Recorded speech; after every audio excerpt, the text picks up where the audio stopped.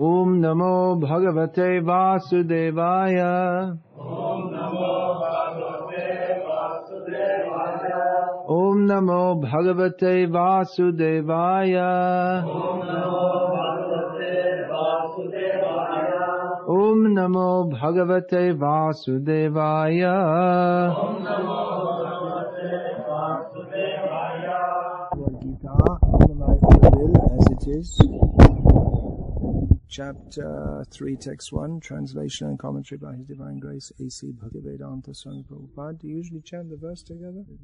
How is that going to be done now?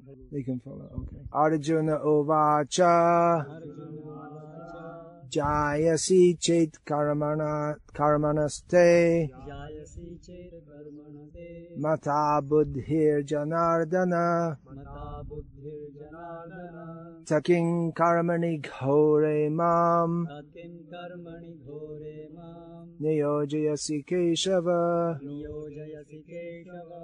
Arjuna said, O Janardana, O Keshava, why do you want to engage me in this ghastly warfare? If you think that intelligence is better than fruitive work. What? The Supreme Personality of Godhead, Sri Krishna, has very elaborately described the constitution of the soul in the previous chapter with a view to delivering his intimate friend Arjuna from the ocean of material grief. And the path of realization has been recommended, Buddhi Yoga or Krishna consciousness. Sometimes Krishna consciousness is misunderstood to be inertia, and one with such a misunderstanding often withdraws to a secluded place to become fully Krishna conscious by chanting the holy name of Lord Krishna. But without being trained in the philosophy of Krishna consciousness, it is not advisable to chant the holy name of Krishna in a secluded place where one may acquire only cheap adoration from the innocent public. Arjuna also thought that Krishna consciousness or Buddhi Yoga or intelligence in spiritual advancement of knowledge as something like retirement from active life and the practice of penance and austerity at a secluded place. In other words, he wanted to skillfully avoid the fighting by using Krishna consciousness as an excuse. But as a sincere student, he placed the matter before his master and questioned Krishna as to his best course of action. In answer, Lord Krishna elaborately explained karma yoga or work in Krishna consciousness in this third chapter. Arjuna has misunderstood Krishna. Krishna did not deliberately speak in a manner to bewilder Arjuna, but it is the nature of the conditioned soul to misunderstand everything. Ahankare matohaya nittai pada pasariya asattere satakare mane. One who forgets the lotus feet, or one who is full of ahankar, they have become insane, they forget Nityananda, and therefore they take what is unreal to be real. Ahankare matohaya. And so what is correct to a conditioned soul sounds incorrect, and vice versa. What Krishna states here in Bhagavad-gita is still being misunderstood. Almost everyone who takes the study of Bhagavad-gita misunderstands it, unless they hear from a bona fide representative of Krishna. So Arjuna's misunderstanding was this, that at the end of the last chapter, of course, now it's divided into chapters, but at that time it was just Krishna and Arjuna speaking. Krishna didn't say, okay, now I finished the second chapter. Iti Srimad Bhagavad Gita, what is that? Upanishatsu Brahma Vidyayang Yoga Shastre Sri Krishna Arjuna Sangvade. Whatever the chapter may be. He didn't say, okay, that's it, let's start chapter 3. Take a tea break in the middle. No such thing.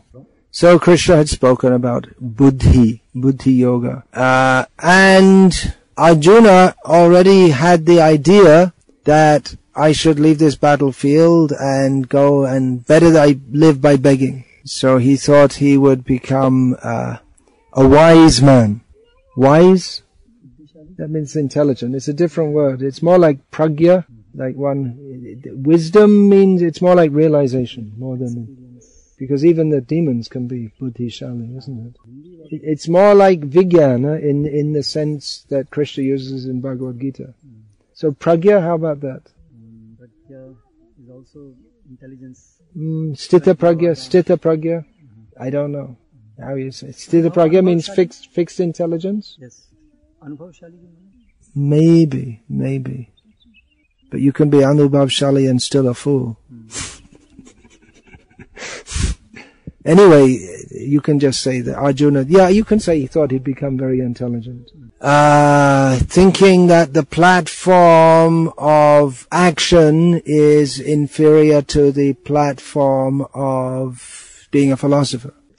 And especially he thought that the activity of fighting, it's a horrible activity, and therefore it must be inferior to the platform of being intelligent and withdrawn, which just confirms what Krishna had said to Arjuna at the beginning of the second chapter, that Arjuna is speaking like an anarya and an apandit. The point, many of the points which Krishna explained to Arjuna, he already knew them, but suddenly he had a crisis of faith. Arjuna knew very well that Kshatriya's duty is to fight, to uphold dharma, that for a Kshatriya to become non-violent is sinful. He is required to exert violence. In human society, violence is necessary. Srila Prabhupada comments in one of the purports in chapter 2 that everything has its utility, and violence also has its utility. It's also required. Everything has its proper utility. Similarly, violence also has its utility. That violence is required to curb bad elements in society.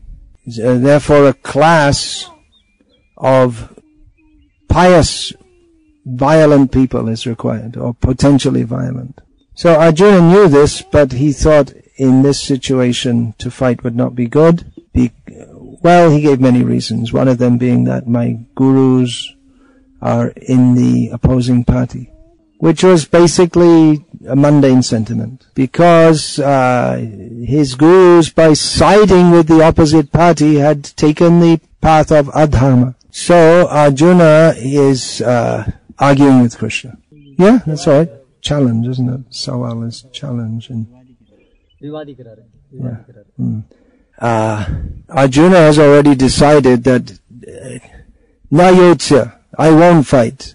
So he's not really listening very carefully to Krishna. You may have experience when you're trying to speak to someone that they're not really listening to you, they're just waiting for you to stop, or sometimes they don't even wait, and then they just say what they want to say.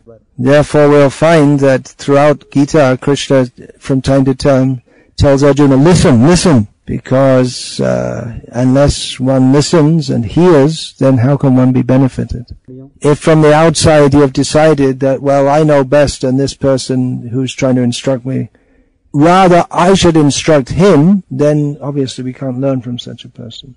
Now we see sometimes Srila Prabhupada himself would do that. He'd cut people out, or people would ask a question and Prabhupada would say, that's the wrong question.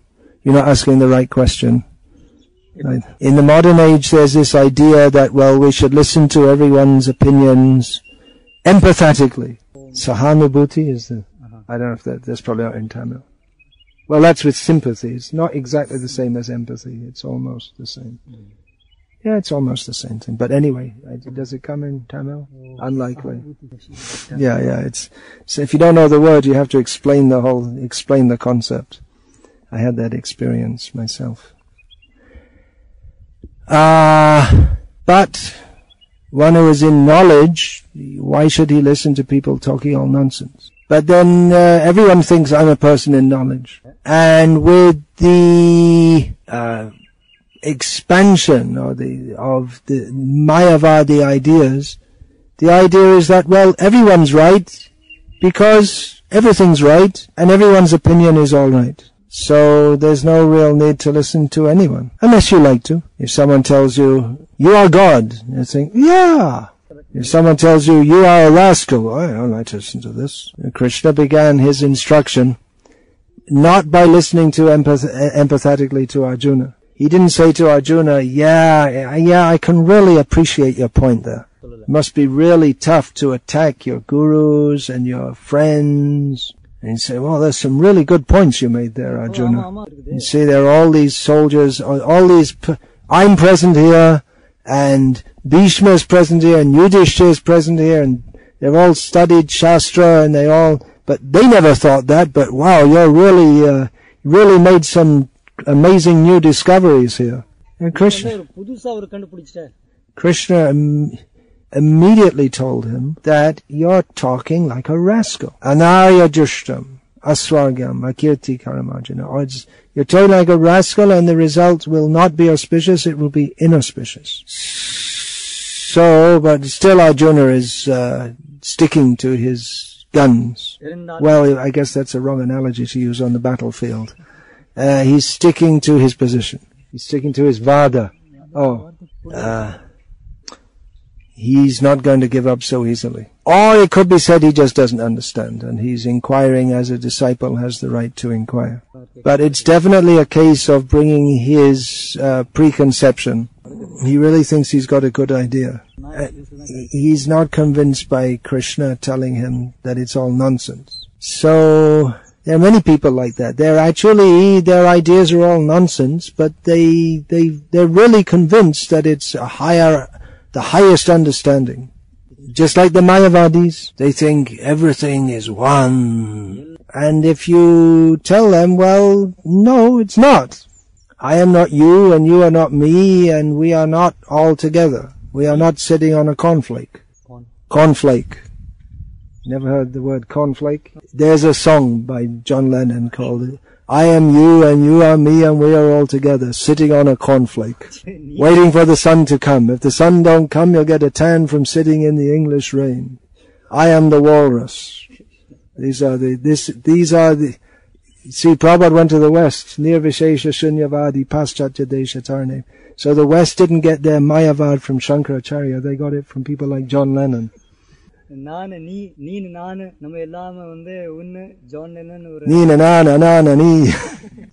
sounds like some kind of I am you, you are me, we are all God. Oh, got a pain in my stomach. Take me to the hospital right away. God got a toothache. That Prabhupada, someone said this. There was one supposed to be God in America, and then he had to go for dental treatment. He had a toothache. So God had a toothache.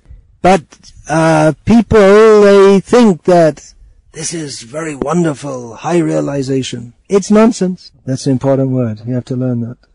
Sounds too, isn't there any short, yeah, sounds too sophisticated. Should be somewhere. Nonsense. What would you say in Sanskritam? Something like asat. But if you say bakwas, it's more, it's more appropriate, isn't it? It sounds like bakwas. If you say asat, it sounds like something you might consider, you could discuss philosophically. But bakwas, there's no need to discuss it at all. It's just, but then there's only, yeah, that's why the prakrita, that's also good sometimes. Like Bhaktisiddhanta Saraswati in Bengali, he would use all this high language, and all of a sudden he'd use some slang word like that. Like in that verse we have that nishtivanam, that what is that? What is that? Yadavadi manacheta. So nishtivanam. It sounds like a very nice word. It means spitting. So probably the time when everybody's cultured, for them this word itself will sound very... Maybe it, yeah. So, where are we? Yeah, here's some commentary. I am God, I am God, I am God, I am God, I am God. So it's, yeah, the people, they're really convinced, although it's just nonsense. To them it seems right. And it's very difficult to convince them otherwise, because they can't hear at all. To Arjuna, it just seemed completely right, axiomatic, that why should I fight? It's horrible. It's a very bad idea. I should be instead I'll be a pious man, and I won't bother anyone. I'll just live by begging, which, future parties every day. This fighting is going to cause so much suffering. So to Arjuna it seemed correct, but it wasn't correct. He had to fight, definitely it would cause suffering, but that fighting was to prevent worse suffering. Just like, if someone has a boil and the doctor lances it, it causes a lot of suffering. Yeah, you already explained it. But if you don't do it, then the boil may continue and it may go internal. And what happens if you don't? It can be, yeah. Okay, you can explain more. It's required just to prevent worse suffering. So killing the Kauravas, that will definitely cause much suffering. That was going to cause much suffering. But Arjuna had not considered that to fail to do so would cause much more suffering. It wasn't just that Yudhishthira was just lusty after desirous of a kingdom, just for his own sense gratification, and that Krishna was just some mundane politician who wanted his friend to get the throne. So all these points will be explained in Bhagavad-gita. That Krishna, he comes for the sake of Paritranaya sadhunam vinashayata dushkritam. So this war is ordained by Krishna. Then Arjuna might say, okay, then you came to do that. Why don't you do it? Why are you asking me to do it? Nimitta matram bhava savyasachin. You do it, Savyasachi. You as a representative. What's the word? Nimitta matra? The instrument. He's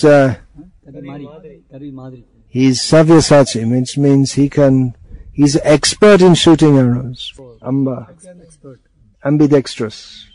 It literally means ambidextrous in shooting arrows. So, from his childhood, Arjuna had been practicing this, had been trained in this. This fighting, it's not just a matter of learning how to shoot arrows at a target. Of course, there's a great art to that. It's not everyone who can look down at a reflection of a fish which is which is covered by a wheel up, looking down at the reflection, shoot up and hit the fish in the eye. So Arjuna was so expert, he could do that. But it's not just a matter of expertise in archery. But a Kshatriya also has to understand what is his dharma and be prepared not just to hit targets, but to kill humans. He must be prepared to risk his life. Every morning of the battle, those warriors who woke up, they didn't know if they would be coming back to their camp at night. They'd be fighting all day, and at any moment, they could be killed. One moment of inattention, and they'd be dead. So the Kshatriyas, they were mentally prepared for that. So Arjuna had been trained like that from childhood. Chinnavayasa. And now was the time when he had to use all of that. Whatever he had done prior to that, he was already famous as a performer of great activities, but there was no battle like the one coming up that he had been in before. So he didn't want to fight Drona, but Drona himself would have been disgusted with him if he didn't fight. They may have to say it in a different way, huh? Not satisfied, dissatisfied. That Drona had trained him all for this, and now he was not using it. Even if Arjuna wanted to go away and become a sannyasi, something like that, then he wouldn't have had the blessings of his guru, so he wouldn't have been able to have any auspiciousness whatsoever. Anyway, he has his own ideas. Krishna will straighten him out. All right, Hare Krishna, Krishna Krishna, Hare Hare, Hare Rama, Hare Rama.